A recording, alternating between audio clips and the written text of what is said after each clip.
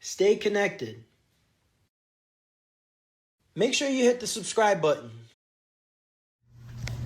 So on February 3rd, I wrote, Mr. Edwards, while my interactions with you have been pleasant and I appreciate any support you have shown, there is so much that is broken in our district that I simply cannot allow it to continue. Sorry. When I accepted the position to teach kindergarten in this district, I did so making the commitment to always do what is right for children, always advocate for them, always use my voice in every room I enter to put children's needs at the forefront. In order for me to remain true to this commitment, I must insist that the following occur in our district.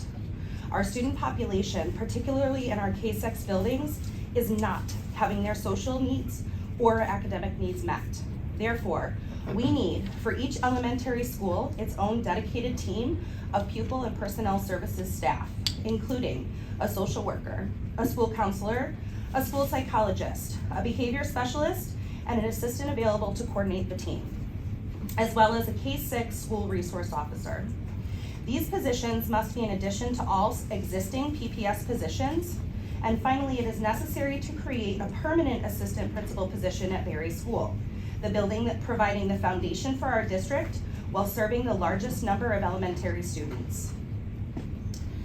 So that we may allow social workers the time to do their legally mandated student IEP and 504 counseling sessions, which is hard to do when the very same students we now see the social workers as in a disciplinary role. Allow PPS staff the time to contact community agencies and parents to address those student concerns. We would have a specific staff dedicated to assisting the student trauma-related behaviors, as well as the ability to provide classroom instruction around social emotional learning. It would tremendously reduce the secondhand trauma other students are exposed to at school. And I speak on this as a parent. My daughter has come home scared. It would allow classroom teachers the ability to teach critical academic standards and meet students' cognitive intellectual needs. It would allow us the ability to create, execute, and evaluate effective behavior plans and interventions for our most at-risk students. And it would effectively implement a multi-tiered system of support to meet the social emotional needs of all students, rather than focus on those that exhibit the greatest disruption in our classrooms. It is clear to me that the necessary commitments listed above have not been a priority to you. I have served on many building and district level committees, all of which have been integral in furthering our district mission of preparing students to reach their fullest potential, dedicating numerous hours of my volunteered time as a means to that end. Meanwhile, the recommendations of many of those committees have seemed to go unheard. Initiatives began and frequently fell to the wayside due to lack of support and resources. Some of the new policies that resulted from these committees were only applied to a portion of the district, creating a distinct disconnect.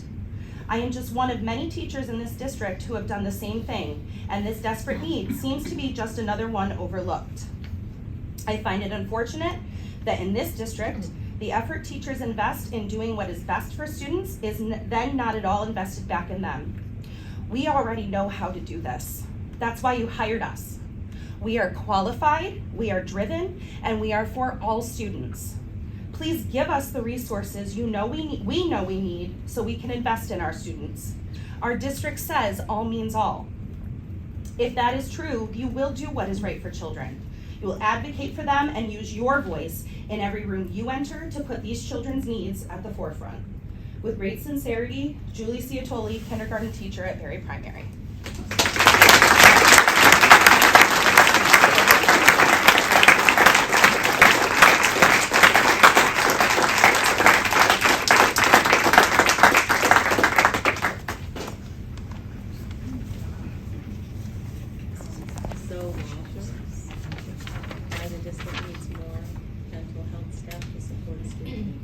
I'm sorry to interrupt, but can we have the student council address first to get the kids out of here before we go into all of this? I think that would be more appropriate.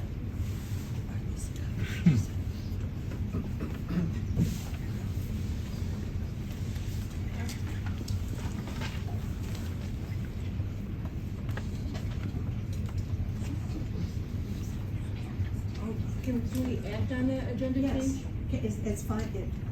What do we, I just ask the board if that's okay, if we just allow the children to It's speak fine. first? I think that would be fine. Thank you. Stay connected. Make sure you hit the subscribe button.